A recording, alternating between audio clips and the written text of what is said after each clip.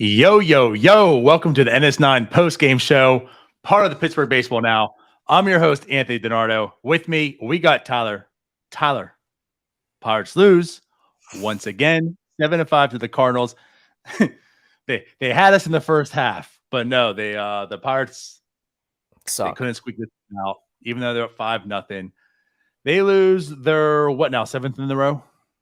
Yep, since we joined. Sorry, Pittsburgh Baseball Now, Pittsburgh Sports Live. I mean, it's your fault. You asked us to be part of this. So yeah, this blame it all. This is bad. What's that? Just bad. It's just bad. It's bad baseball. They're hard to watch. It is. And there's nothing else you can really say. I mean, again, like you keep going back to that 1 week where everyone was so excited, right? I mean, think about this. We were going off and talking about how good Pirates Twitter is and how epic it's going to be when their team is good and such, because like all the memes, like they flooded the Dodgers, they flooded the Diamondbacks, haven't won since. I mean, I know there's a lot of people have brand new memes to use and they're sit away collecting dust right now. but like seriously, you watch actual good baseball for a week and you haven't seen any of it since, right? Like we've talked about, the bats are non-existent. Today it showed up for a bit. The bullpen collapsed. I mean, where the pitching was pretty strong, the bats weren't there. The bats come alive, the pitching's bad. Tonight it just, like you said, bad baseball. Some more of it. So what do we want to talk about to begin with? I don't get us is right. I don't even want to talk about this team. There's so many plays defensively that they just look like little leaguers. Even the ones they make, they look scared to death to field a baseball. Yu Chang should never see a lineup ever again. I know he made a couple nice plays, but dear Lord, catch a ball just being thrown to you. He had a few hits, good for him. And how many damn outfielders does this team need? How many more are they going to call up just to not play? Do we want to talk about the moves first or the game? I mean, I guess we could talk quickly about the moves just because they did happen before the game. So, yes, obviously. So Travis Swaggerty got demoted. He had a nice week-long call-up, 3 starts, 9 at-bats. Like, what are you – why call him up? That's what I'm confused on this whole transaction. I'm really confused on it. You promote him for playing well. And you really didn't give him an opportunity at all in the major leagues. Now, mind you, of course, like he didn't look good. Like we talked about, it's not as if he looked good, right? Let's make the comparison once again, him to like Jack Sawinski. Like Jack Sawinski looked comfortable. He looked like he belonged. Not so much with Travis Swaggerty, albeit though, 3 starts he made. Yeah, well, there's no reason to call him up. Like let him. You wasted a week of this season for him, for a guy that hasn't swung a bat in 2 years, really. You wasted a week. Now it's not going to hurt his development at this point, but still, it's annoying. He's got to get back in a rhythm because he just sat for a week. You called him up for nothing. Now mind you, thing too is he's even sat longer than a week because his last game played even in AAA was on June 3rd. Yeah. So it's not as if like he was even playing up until he came to Pittsburgh. Yeah, it just made no, like, why call him up with no intention of playing him when you have plenty of guys that can sit the bench and not play in the outfield when you already have 5 of them? Yeah. There's so many moves this team makes. What are you doing? Well, that was kind of my thing. I mean, what's the point? If you're only, let's put it this way. They had no intentions of really seeing Travis Swaggerty, because if they had intentions, they would have started him against any righty right? Not just the toughest lefties you're probably going to see in a week, and play him some. And then like when he had just the bit of struggle, send him back down. So like to me, it tells me they didn't have any intentions of really giving him a shot. And if that was the case, then why didn't you just bring up Smith and Jigma to begin with? Like, why wasn't that the move originally? And that's the other thing. Like, if you're gonna treat Smith and Jigba like you did Swaggerty, what's the point of having him up here? I'd rather have him get real at bats in AAA too. If you're gonna play him the way you did Swaggerty, why call him up? Mm-hmm. Which I don't imagine they will treat him any different than they treated Swaggerty. Yeah. Marcano's going to keep getting at bats. Sawinski's going to keep getting at bats. For some reason, they're going to keep giving at bats to Yu Chang. That's my biggest beef. Yeah, Marcano should not. Marcano could simply play second base. Yeah. And that way you can find at bats for Swaggerty or Mitchell and Sawinski, right? Mm-hmm. But Yu Chang has started 59% of the game since he's been here. How? A negative 26 weighted run created plus. He's batting 071 up to today. And he's gotten 60% of the starts, essentially. It's just a lot of what they're doing is so puzzling. Why? Well, I don't know. You've brought it up before, like just some of the moves they've made, the transactions off the 40-man that just didn't make sense. And Hoy Park, why? Why do we need to see Hoy Park again? I'll put it this way. I would rather have Hoy Park than Yu Chang. Like if that was the move for now until the appearance. Why are the options Hoy Park and Yu Chang? That's what it comes to. Why are those the options? Yeah. Yeah, that's the frustrating part. I get it. I know you and I could talk about this for 3 hours. That's a Thursday. But we won't. And most people aren't here to watch that and hear that. So let's get to the game a little bit. So there is some positive. So, hey, it's Mitch Keller Day. That's, I think, officially becoming a thing again, right? We all know Roansy Day. We want to see Roansy. After that, you know what? JT Brubaker having some pretty good starts. Zack Thompson having pretty good starts. But Mitch Keller's back in that mix. He's in the good graces once again, all because of sinker ball, all because of his new, mix and pitches and such, which tonight, by the way, we'll talk a little bit. I don't know if you noticed that we're going to talk, but curveball. Also some differences. Yes, that curveball well into the mix. Heavy curveball. Heavy early curveball. So Mitch Keller Day's here. Just start with this. What did you think about the overall outing from Mitch Keller? I thought it was good. I mean, ground balls were there. I don't know what he ended up with, but it was well over a 2-to-1 ratio. Gave up some hard contact, but when you're getting hard contact into the ground, it's a lot better than what we're dealing with. And like you mentioned, the curveball was working. He was able to use that as a get me over pitch. He got swings and misses with it. Strikeout numbers weren't there today, but I mean, the walks weren't either, which is the positive. Yeah, that's just once again. We all know about the first start, right? The 5 walks. That was the first time incorporating the sinker. So, we'll give him the pass. But it just seems like with every passing start, he's looking more and more like a pitcher. But also, like with every passing start, it seems as if something else is being done, like a little bit different of a tweak. And I don't know if it's just a game plan, right? Today, maybe he was just going heavy curveball, whatnot. But that's really what I want to talk about also.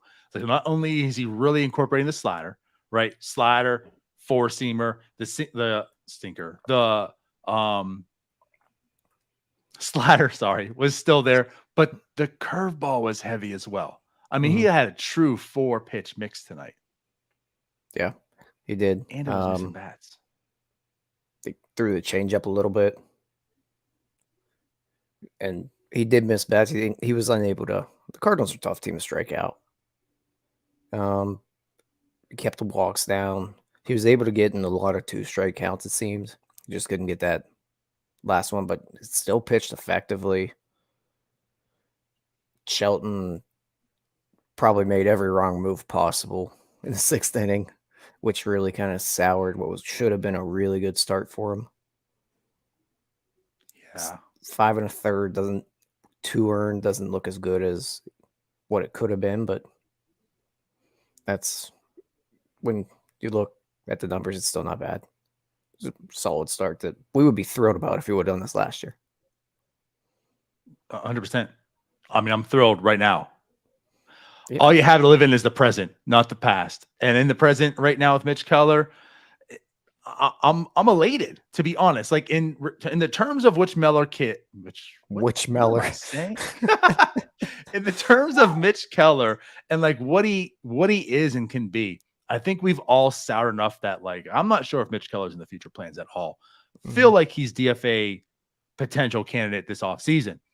And now, since incorporating the two-seamer and just seeing him pitch, I'm fully back on board. I mean, he looks like an actual pitcher confidently. Like I'm seeing that again. You know, he's not afraid. He's attacking the zone, but and you've credited this too. Like I think last week or the week before, whatever, talking, like he has a pitch he can throw in the zone now and not be afraid of doing so. You know, like you mentioned that the hard contact tonight, it's fine. It's okay because it's going into the ground and becoming an out, not going into the air, deep into the outfield or potentially over the fence and causing runs. So he is looking like a very competent pitcher right now. So it is disappointing. Like it's disappointing for him too. Like he has this good start and doesn't come out with the win. Yeah, which who cares about the win? But still. For a stat, I don't. For him, yeah, I would have rather him come away tonight with a win than shit. We lost again. You know. Yeah. As a competitor, I'm sure he's going to put some of those 2 runs blame on him.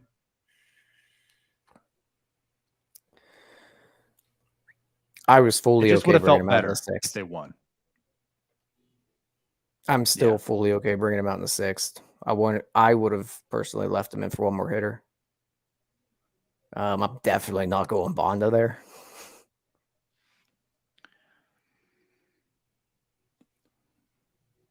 Which essentially is what happened. So Mitch Keller goes to go 5 and 1/3.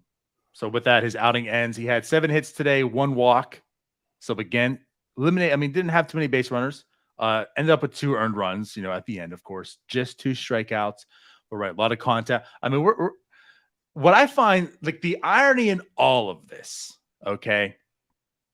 Mitch Keller was part of the Ray Searage program, if you want to call it that, right? He was part of that tenure. And what got Ray Searage and company pretty much fired and gone with the wind was the fact that they were so stubborn and sold on the sinker. And what I find funny is years later, what's going to fix Mitch Keller is the sinker. So why wasn't the sinker done to be like, how did Searage not do this back then? I don't know how Mitch Keller slipped through the cracks of everybody throwing a 2-seamer in the minors but him. That's what I'm getting at. Like how, if this is the saving grace of Mitch Keller, how did he escape this? I don't know. Ooh, there I go. Bye-bye, Tyler. We're back. Yeah, I don't know how he made it through the minors without them, forcing it on him. Right. I guarantee we were arguing that we don't want Ray Searage to ruin Mitch Keller by making him throw a sinker. No, heavy 4-seam up in the zone. I'm sure we were arguing about one Searage fired because we didn't want to ruin Keller by trying to make him a contact pitcher. Right. But it's funny too is, I loved his curveball. Like he first came up seeing his curveball. I just fell in love with it too. I mean, you loved his stuff. Yeah, but it is the 4-seamer's terrible. Right. Which makes no sense because I don't know how you could throw in the upper 90s and your 4-seamer suck that bad. Don't know. But again, just the ironic part about this whole thing is like if he just came up throwing the 2-seamer, he's probably a very, very good pitcher. And things just look completely different right now. But hey, you know what? Again, we can't talk about the past. We can just live in the present. And currently, he is throwing the 2-seamer. So we might currently have a good pitcher still in our hands. And I'll take it. He doesn't even have to be a good pitcher. He just needs to be a capable major league starter. I mean, that's a good pitcher. Well, when I think of good, same thing, just different word. I think when we say good pitcher, people think back to his prospect status and think he can still be a top end guy. I don't know that that's there, but if they can, get 150, 170 innings out of him of 4 ERA ball, I will gladly take that after what we've seen.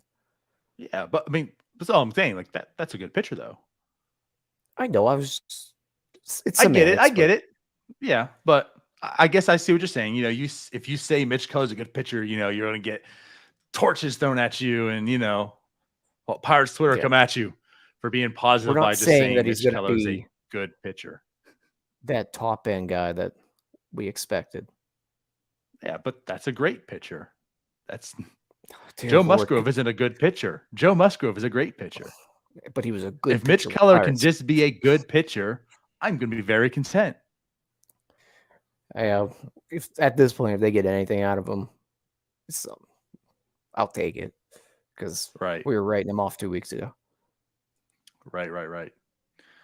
So let's talk about, in the game. So obviously, like you said, Mitch Keller had a very, very fine, good outing. The bats came alive. So Diego Castillo kicked it off. Now, mind you, first off, let's take a step back. Freaking get us. You know why we're not going to marry it? Because Ray Sears married the two-seamer. We know where it got him. Yeah. So I'm just going to date it for a very long time right now. I'm going to date it so hard. Date it so hard.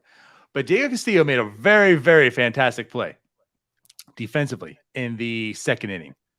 In the first inning, right? It was the first inning. I think he made that. Yep. And then he came up in the second inning and hit a home run. So what's ironic here too is like the conversation with Mitch Keller was the fact that, like when you saw Cole get DFA'd and Mitch Keller talking to Mitch Keller was like, did that put any fear in you? And he was like, yeah, I can't let that be me, and it's like all these guys, all these transactions are happening now. Diego Castillo's not performing. I don't know if anything lit a fire in him, but made a very fantastic play after that blunder he had the other game. Then he goes up the bat, hits a home run, kicks off the scoring. Pirates are up. And well, that's longer. I won't go negative there. But yeah, so the Pirates are up 1-0 so far. So it's a good start, right? Yeah, I'm still slightly weirdly a believer in Diego. I still think there's something there. All of his peripherals suggest that there is, so I'm willing to see a lot more out of him, especially if they're not going to call Cruz up. So I believe in him a little more than I would say a Marcano. Yeah. And I think he's played not great, but capable shortstop. Oh, for sure. Even though he had that blunder the other day, he's done fine. You look at his expected weighted on base averages coming into today was 314, which would probably be about league average this year. So I think there's something more in there, but I'm willing to find out. I'm not ready to send him down by any means. See, that might be where we differ. I do feel the same way you do. I just feel like right now there's guys performing, and of course O'Neal Cruz will be coming up here, you imagine, shortly. So I still want Diego to get every day at bats, and I think that's not going to really happen if Marcano's performing and Sawinski's up here, and now you have Smith and Jigba, like all these guys here. Where does Diego fit? So I feel like he's just going to be the oddball, which and also in an ironic way for 2022 Pirates, that's in a good way. That's a good thing, you're not on the major league team because there's guys performing. Is there? So I'll also take that. I mean, there's a lot of guys not performing. Well, yeah, but they got to go soon too. Yeah, I guess if Marcano continues to play, I guess, somewhat smoke and mirrors like he has, he's got to keep getting the bats, but I definitely think that Marcano is going to go in the dump pretty soon, so I'm willing to see more Diego. That's where I'm torn. I mean, whenever Cruz comes up, who knows? Right. I mean, again, this is what makes me mad and confused about this 26-man roster is everything you said. right? Accountability was the team meeting. Accountability, right? And then, so like Marcano is performing. And as much as I agree with you about Marcano, he's performing and I want to see more of it. Like, let's see it until we don't see it, which is basically our whole thought on Diego Castillo to start the season. He was so hot out of spring. Let's see it until you don't. And at this point in time, even though I agree with what you're saying, like the underlying numbers show that there's probably still something more nobody can do. We showed it tonight. We're not seeing it. And there's guys that are. So at this point in time, they're producing, you're not. And if we're talking about accountability, I'm gonna play Marcano. I'm gonna play Sawinski, right? Diego Castillo, you're not showing me right now. I'm gonna put you in triple A because not only is it, you're not performing, but also like I need you to get at bats because I think you can. So I want to make sure you do. But at the other hand, we talked about accountability and have team meetings about it. And then we say, well, Yu Chang, it's okay. You don't have to perform. You can go out there for 60% of the starts, right? Oh, Hoy Park, you don't have to perform. You can keep coming back up here for the majors. So it's like, I hate how they talk both sides out the mouth. And that was our problem with the beginning of the season with O'Neal Cruz being sent down to begin with, right? So like, that's my biggest problem. Like the fact that Smith and Jigma came up today and didn't start, I wasn't totally upset about that. Like, that's not what set me off. What set me off was the fact that Swagger's being sent down after having 3 starts only and not really getting to see, again, like it wasn't a serious call up. Like he wasn't given a chance. So I didn't understand that. Like, like you didn't have to call up in Jigma Smith. You could have just kept Swagger here. Smith and Jigba. That's what I meant. So like you could have just kept him here, but you didn't. So, but with that said, again, like I don't really understand it. So that wasn't so much that he was not starting today that set me off, but it was the fact that again, like you have Chang starting once again. Yeah. Why? Right. And it's pretty simple to just, you can put Smith and Jigba in the outfield and put Marcano at second and call it a day. Like we really, really, really don't need to see more Yu Chang. And also another thing they could do is maybe you don't hit Vogelbach against lefties all the time. That's maybe an option. Like you got guys that you definitely want to see some at bats from, and Vogelbach against the lefties, not the first one I want to see, or the second, or the third, or the fourth. And like the other thing is, there's got to be some forward thinking. You can't just be looking 8 hours in advance. So my thought is, and I could be wrong, but my thought is, this is probably in motion for a few days now. I mean, the thought was there. They didn't just like wake up this morning and be like, you know what, let's make this move. So if this was to be done, I mean, you could have prepped maybe a little more. Like maybe yesterday was a day off you gave somebody else, or maybe like Smith and Jigba, you gave him yesterday off so he can come in like fresh today or something or whatever. I don't know. Again, like that's I'm gonna back off. That's what I was kind of confused with today on this and kind of set me off a little bit. But back to the game again. So yes, Diego Castillo gets the home run. They're up 4-0. Top of the 5th comes, and of course that's when everything just went loose. Brian Hayes singles, scores. Yu Chang, actually, yes, Yu Chang got on base, by the way. And as much as we trashed him, he did have a fine game. He got some hits. Actually had a really good defensive play as well. And a very bad one. He did. But I'm going to shout out to the really good one as well, which unfortunately no one got out from it, but it saved whoever it was on second going to third. So helped out Mitch Keller there for that. But yeah, so then, Brian Hayes. Well, then he did make a phenomenal play as well, where he did get a guy out and he threw it from his back. Oh, yes, at second to first, right? Yeah. Yes. So we had 2 really good plays. But no, so I was gonna say then our boy Michael Chavis, right? Michael Chavis. Yep. 3-run shot. 5-0 Pirates. At that point in time, you're feeling very good, very confident. Mitch Keller's still rolling.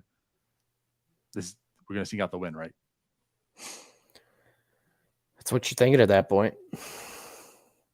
So then what happened? Sheldon made a decision that I agreed with, where he brought Keller out. I want to face 3, 4, 5, Goldschmidt, Arenado coming up. I like that decision. I want to see Mitch Keller have to work through something at that point, face a little bit of adversity because he's, take that baby step.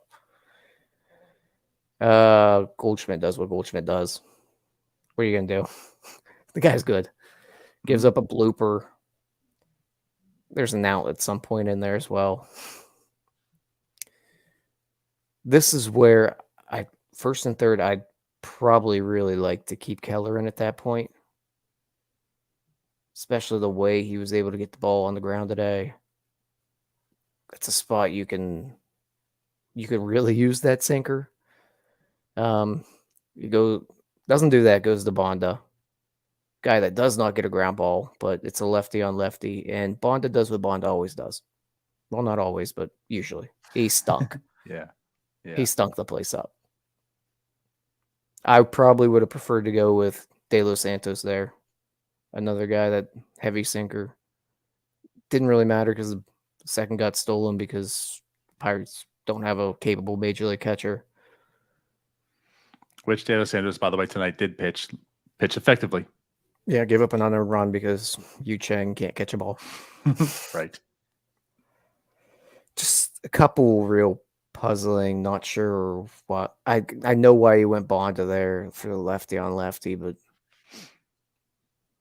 just didn't like it. And I didn't like pulling Keller there. I would have liked to see him get one more batter. If he gives up a run there, he gives up a run there. Banda was going to give him up anyhow, so. Yeah. I know there's a lot of talk in regards of, hey, you might not like what Derek Shelton does and such, but what is he given? And to be honest, that is a very valid point. You're giving Yu Chang every single day. You're giving Josh Van Meter. You're giving this bullpen. You have some very bad options on this team, so I understand that. So you do have to manage through things. But I'm 100% with you. With Banda, I know he's here, and that's part of the problem. Maybe he shouldn't be here. Thing with Banda after today's game, so he has 13.2 innings on the year, and Tyler 26 hits. So that's just the problem. When you look at the numbers, yeah, he has some strikeouts, but it's really when you look at the Ks per 9, it looks high. But honestly, his K rate's 24%. It looks high because of exactly what Evil Neil used to pound the table on all the time on Twitter. Shout out to Evil Neil. K per 9's terrible because when you face 13 batters an inning, you probably can strike out 2 of them, and that makes you look good, right? Yeah. And that's part of Banda's problem. We look at the K per 9s, he's sitting at 10.5 right now, and you're thinking, oh, guys, this guy strikes everyone out. But no, as a matter of fact, everyone hits him. Yeah. Everyone. So again, 13.2 innings. He's allowed 26 hits. That's basically two hits an inning. Yeah, there's that. The other problem is that there's just a lot of guys in this bullpen that stink. At some point, you have to throw a Banda because there's nothing else. Just in that spot, maybe you don't. Maybe you go get the win. That's the big issue with Shelton sometimes, is that go get the win when it's there. You got a chance to give Mitch Keller a win. And I don't know really where you go there other than De Los Santos. I mean, you can throw Bednar there for fun if you want to. You would rather not, but I get it. I'd even rather go with Stratton there. I know he hasn't been that great this year, but Banda sucks.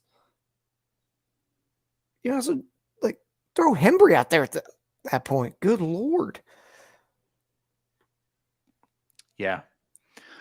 It's also ironic how the lineup's very lefty heavy. Mm-hmm. And it's the arms are all right heavy. There's no lefty arms mm-hmm. In the whole system. You look at really nothing much. Sam Howard was gone, let go. Cam Allred. So I want to bring this up just quickly. So if your problem is there's no other lefty, I'm not saying he's the solution. I'm not going to dub that his nickname by any means, but Cam Allred is brought up because he was doing well. And he was demoted. Well, I'll just basically outrighted. He was released, right? DFA'd. No one claimed him, thank God, in my mind. But he's still performing. So since his demotion to AAA, I think it's a 3.09 ERA he has, maybe a 3.19, something like that. He's still performing to a degree. I don't fully believe that he's a really good pitcher. but let's maybe find out because he is performing. So again, you want to talk about player centric and, accountability and such. He's doing his job. He's doing what he needs to do. And you know what? Banda ain't it. So maybe give Allred another real shot and he can be your lefty. Put him in those situations. Because again, 26 hits in 13.2 innings is not going to get it done. And I don't care if you're a lefty. The lefty on lefty matchup to me is a moot point because if it's just a terrible pitcher, I don't care that you're a lefty. Like, just give me the righty who's capable. Especially with the 3-batter minimum now. Yeah, that's also a good point. He still has to go up there, and I think the next 2 hitters are righties. Mm-hmm. So do you really think that Bond's going to get out of that? Right. Not he's to already mention got on base, and he's going to give up 2 hits. It's not like Brendan Donovan's can't hit lefties. He's actually having a really good season. Yeah, he's hitting 263 off lefties. It's not great, but he's still an above average hitter off them. It's not enough to be like, oh, like Yoshi's coming up or something. Well, Yoshi has reverse splits, or I don't know. It's not Pedro Alvarez coming up. But your point, right? Yeah. And he actually leads, I think, all rookies right now with 1 WAR. NL rookies, I should say. So, I mean, yeah, he's having a good year. I don't know. Jim always says that. I agree with him fully. I don't want Shelton near a competitive team.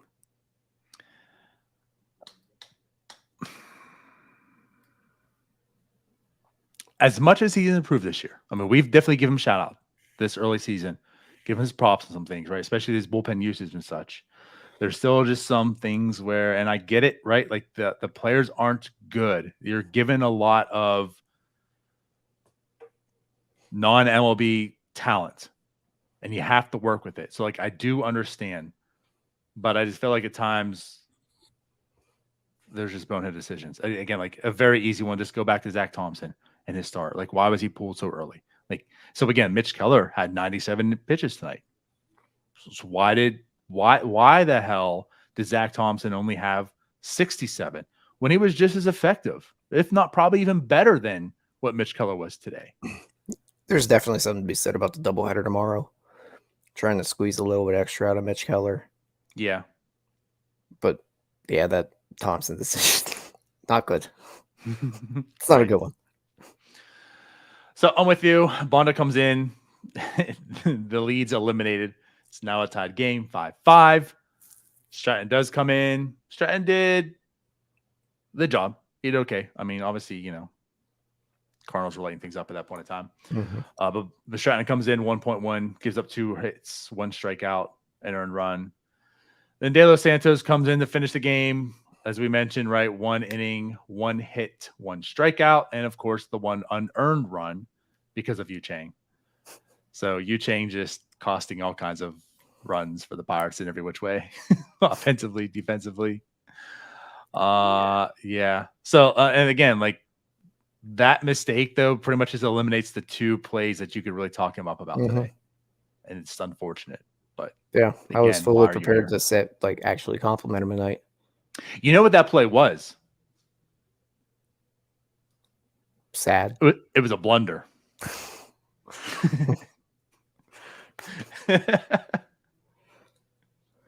Yes.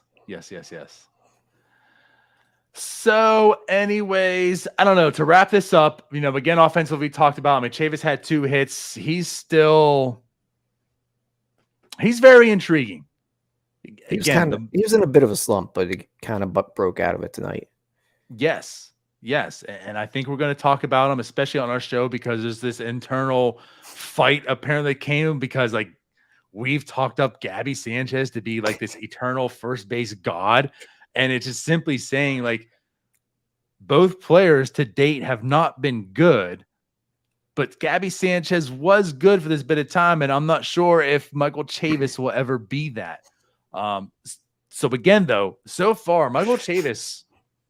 It literally all came up just because I thought of Gabby Sanchez as a right-handed platoon guy and thought Chavis could probably be that. And Jim took massive offense to that and thought we were saying Gabby Sanchez was a god. and me, like my thing was like going to the player. Like I follow the Marlins pretty tightly too, and like I know of Gabby Sanchez.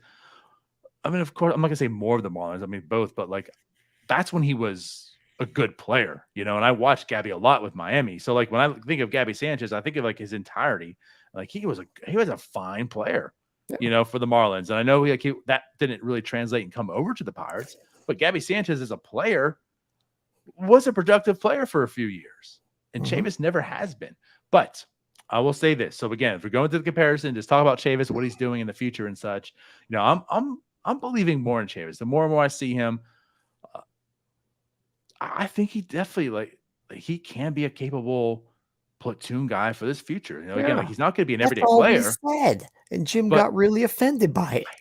But I just wasn't a believer, and now at this point, I'm becoming definitely more of that. Like he certainly can be, and that says a lot. But he can be a very capable, good platoon player that can play multiple positions, which has a lot of value. Yeah, he's a guy that I don't want to scream when I see his name in the lineup. Right. And that's a win. Yeah, I will take that right now. Exactly. So Chavis has 2 hits. You know, again, like what's funny is that the Pirates did have 5 runs on the board, right? All came in the 5th inning. The offense was still hit and miss. Like I'll say this, at least, and it was on both sides, which cost me some money tonight. But at least the strikeouts weren't there. Only 6 today. So that's a plus. I know as a rookie pitcher, now in the minors, he struck out quite a few guys. Comes up, the Pirates weren't full. The Pirates put a 5 spot on him. So again, like they weren't striking out. But, you know, everything came in that 5th inning. It was like outside of it, it was pretty much like the same old. Yeah. But home run will make a score look a lot better than you really hit. Yeah. You get a 3-run homer. It should change the game. Well, it did. Until the other 3-run homer changed it. Right. Yes. But I guess to pretty much wrap up the show, I don't know, man. It's just this is what we're going. Again. This is what we're going to go through with the 2022 Pirates. It just, you know, it would be better if O'Neal Cruz is on here. Of course, he could have a nice 3-run shot to change the game back for us. But again, I just wish that there are some capable players in this organization that have earned their shot. And I would rather, and again, this isn't from the fan base, this isn't from as a fan or as a person who wants to be entertained to watch it. This is as a organization. You have some guys that are earning their keep them here. You have some guys that are playing to earn a position in the majors, get them here, because there's guys that simply aren't like Yu Chang. And if you want to preach about accountability, right? If you want to preach about winning and stuff, winning isn't like, you don't show I want to win by putting Yu Chang in the lineup 60% of the time. Why are you sitting me, who's performing? Why are you not calling me up, who's performing? And Yu Chang's here. That makes no sense. I don't believe in you. Yeah. I don't know how many times we got to repeat it. I mean, let's just hope O'Neal Cruz is here this week. Right. Because I'm getting really tired of talking about him not being here. So we'll do this then. We'll wrap this up. So tomorrow they do have a doubleheader, as you mentioned. JT Brubaker takes the first game. JT Brubaker also looking very good since, right, Zack Thompson in May and such. So he's one of those pitchers. Goes up against Matt Liberatore. Then the second game, just to talk a little about it. So Bryce Wilson's getting the second game. He's getting called back up since his demotion. I can't speak. I'll just say, like, as far as his pitching goes, he's pitched a little bit better in the minors. I can't speak if there's been any fundamental change with what he's doing or not. Like, I'm not going to expect that, hey, he's been done X, Y, Z. So maybe he can also see like a bit of his turnaround. I'm just expecting probably that game not going so well. So I'm just going to expect Bryce Wilson to pitch like Bryce Wilson does. Yeah. So hopefully JT Brubaker is well rested tonight. He's done everything he needs to have a good game tomorrow. The Pirates can And get save back the into the win bullpen. column and save the bullpen. Yes. If he can have another 7-inning outing, that would be fantastic. They need it tomorrow because they're going to be used in game 2. Yep. Or you just throw Bryce Wilson until his arm falls off. Right. Because we know there's not an opener for him either. So. Oh, boy. Oh, boy. I might be in bed early tomorrow. Well, let's get out of here. So the first game is at 1:15, second game at 7:45. We'll see you guys later. Bye-bye. Peace out, Girl Scouts.